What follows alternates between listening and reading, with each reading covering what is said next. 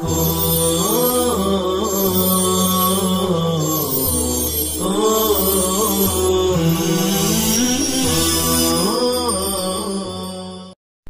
اللہ الرحمن الرحیم وصلی اللہ وسلم علی نبینا و مولانا محمد وعلی آلہ و اصحابہ اجمعین، اما بعد۔ ترجمۃ الباب ہے وقت الجمعہ۔ جب جمعہ کے ابواب شروع ہو رہے تھے اس وقت اس پر تفصیل سے کلام کیا گیا۔ ایسا لگتا ہے کہ مصنف رحمۃ اللہ علیہ کا مذہب یہ ہے کہ وہ جمہور اہل علم، ان کے استاذ امام بخاری وغیرہ رحمہم اللہ تعالی کے مسلک کے مطابق جمعہ کے وقت کے زوال کے بعد ہونے کو قائل ہیں، لیکن مصنف جس روایت کے ذریعے استدلال کرتے ہیں وہ استدلال بعید ہے، اس لیے کہ اس روایت کا ظاہر تو ان لوگوں کا فیور کر رہا ہے جو جمعہ قبل الزوال کے جواز کے قائل ہیں، اس لیے کہ وہ روایت اس بات میں ظاہر ہے کہ امام کا نکلنا ساعت سادسہ کے اول میں ہے، الا یہ کہ حدیث کے معنی کو محمول کیا جائے اس بات پر کہ ساعات خمس یہ ساعت ثانیہ سے ہوتی ہے، اس لیے کہ ساعت اولا یہ تو غسل کی تیاری کے لیے ہے، دیگر امور نظافت کی تیاری کے لیے ہے۔ ساعت ثانیہ یہ جمعہ کے لیے جانے کا آغاز ہے، اور ساعت خامسہ حقیقت میں وہ سادسہ بنے گی، اور امام کا نکلنا ساعت سابعہ میں ہوگا، اور ساعت سابعہ بعد الزوال ہے۔ یہ توجیہ و تأویل کریں تو حدیث دلیل بنے گی اس بات پر کہ صلاۃ الجمعہ کا وقت زوال کے بعد ہے۔ حضرت امام نسائی رحمۃ اللہ علیہ کا استدلال حدیث جابر سے تو اس میں بھی ذرا سا استبعاد ہے، اس لیے کہ اس میں حدیث شریف ساعت اجابت کے وقت کو بیان کرنے کے لیے ہے کہ ساعت اجابت کا وقت عصر کے بعد کی آخری ساعت ہے، اور اس میں صلاۃ الجمعہ کے وقت سے کوئی تعرض ہی نہیں کیا گیا۔ ہاں البتہ اس سے مستفاد ہو سکتا ہے کہ جن ساعات خمس کا تذکرہ حدیث ابو ہریرہ میں ہوا ہے ان ساعات کو 12 ساعات پر تقسیم کرو تو رد ہو جائے گا ان لوگوں پر جو ساعات خمس کی تفسیر زوال کے بعد کے لحظات پر کرتے ہیں۔ رواح الی الجمعہ، ذہاب الی الجمعہ بعد الزوال نہ کہ قبل الزوال۔ امام نسائی کا استدلال حضرت جابر کی دوسری روایت سے تو ظاہر ہے کہ اس میں جو سوال و جواب ہے کہ ایت ساعہ قال زوال الشمس، یہ محمول ہوگا صلاۃ پر۔ اگر رجوع پر، واپسی پر محمول کیا جائے تو پھر حدیث دلیل بنے گی ان لوگوں کی جو صلاۃ الجمعہ قبل الزوال کے جواز کے قائل ہیں۔ مصنف کا استدلال سلمہ ابن اکوع کی روایت سے لو تو وہ ظاہر ہے، اس لیے کہ فی سایہ یہ زوال کے بعد ہی ہوتا ہے جیسا کہ اہل لغت کہتے ہیں، تو اب ظاہر بات ہے کہ انہوں نے زوال کے بعد جلدی جلدی تبکیر کے ساتھ نماز پڑھ لی، اور پھر دیواروں کا اتنا سایہ ہونے سے پہلے لوٹے کہ جس سائے سے استظلال اور سایہ حاصل کیا جائے۔ اس سے پہلے ایک بات آئی تھی کہ نفی استغلال کی ہے، نفس فی کی نہیں ہے۔ یہ پوری تقریر طلبہ عزیز اس وقت ہے جب ہم یہ مان کر چلیں کہ مصنف کا مسلک وقت الجمعہ بعد الزوال کا ہے، لیکن اس بات کا بھی احتمال ہے کہ مصنف کا مسلک صلاۃ الجمعہ قبل الزوال کے جواز کا ہو، جیسے امام احمد وغیرہ کا مسلک ہے۔ تو اب پہلی حدیث ابو ہریرہ کی واضح دلیل بن جائے گی قبل الزوال کے جواز کی۔ حضرت جابر کی پہلی روایت بھی زوال الشمس للرجوع پر محمول کیا جائے اور اس کو صلاۃ پر محمول کرنا تو پھر وہ تو بعد الزوال پر محمول ہوگا۔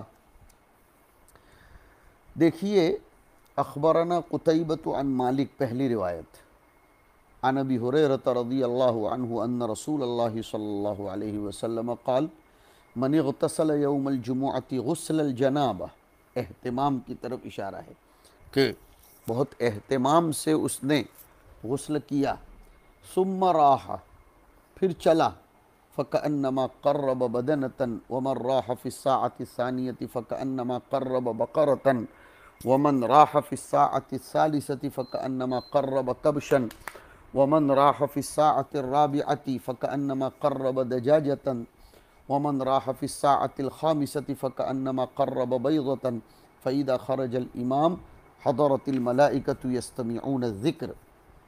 یہاں آپ نے دیکھ لیا ساعات پر تقسیم کیا گیا ہے، اور میں نے وہ سمجھائی بات۔ اصل میں علماء کا صلاۃ جمعہ کے وقت کے بارے میں اختلاف شروع کتاب الجمعہ میں سمجھایا تھا کہ جمہور تو زوال کے بعد کے قائل ہیں، قبل الزوال صحیح ہی نہیں ہیں۔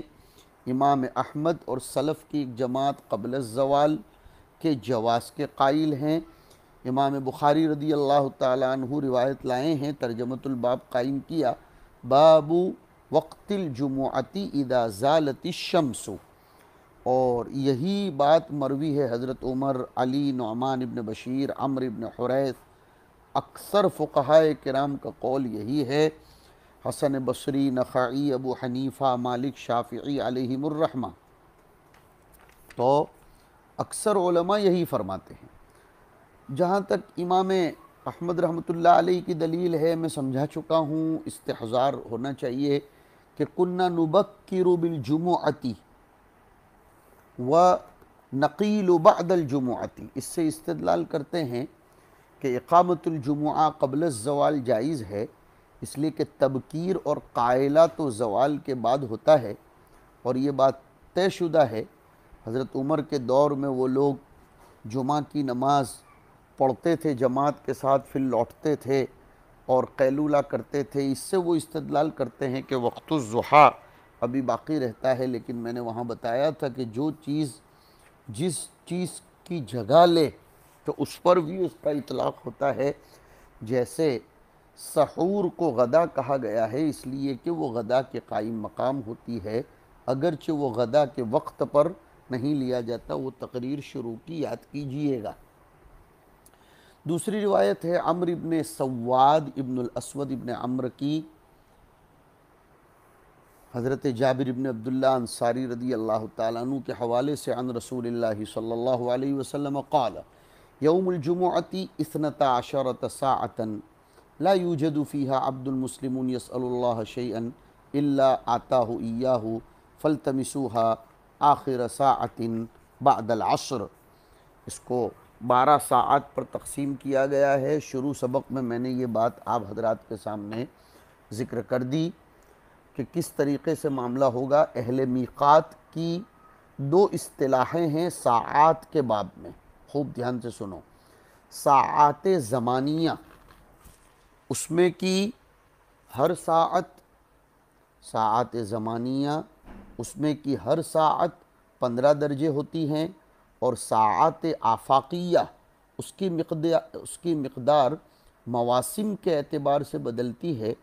کبھی دن لمبا ہوتا ہے، کبھی چھوٹا ہوتا ہے صیف و شتاء میں، تو نہار یہ 12 ساعت کا ہوگا، اور مقدار ساعت میں کمی بیشی ہوگی۔ اس کے لیے اصطلاح ثانی شہادت دیتی ہے حضور پاک صلی اللہ علیہ وسلم کا یہ قول یوم الجمعۃ 12 ساعتاً، جیسے ابو داؤد نسائی وغیرہ میں آیا ہے۔ اور علامہ سندھی کہتے ہیں کہ یہاں ساعات نجومیہ مراد ہے، مطلب یہ ہے کہ عدد ساعات میں جیسے کہ دیگر ایام میں ہوتی ہے۔ صاحب منہل شارح ابی داؤد کہتے ہیں کہ ساعت سے مراد جزء من الزمان ہے، تو دن کے 12 جز ہیں، چاہے وہ لمبا ہو چاہے کم ہو، اور اس کا بھی احتمال ہے کہ ساعت فلکیہ مراد ہو، تو اب اس عدد کے اعتبار سے بعض اوقات کے ساتھ اس کو مختص کیا جائے گا، اس لیے کہ یوم میں کبھی زیادتی تو کبھی کمی ہوتی ہے۔ اب حضور پاک علیہ الصلاۃ فرماتے ہیں کہ ساعت اجابت یہ عصر کے بعد کی آخری ساعت ہے، مطلب جمعہ کے دن عصر کی نماز کے بعد کا آخری وقت اس کو لیا جائے گا، جس میں ہمارے بزرگوں سے اہتمام بھی ثابت ہے، اس کا بہت زیادہ خیال کرتے تھے، اور جمعہ کے دن مغرب سے بہت جلدی پہلے مسجدوں میں آ جایا کرتے تھے۔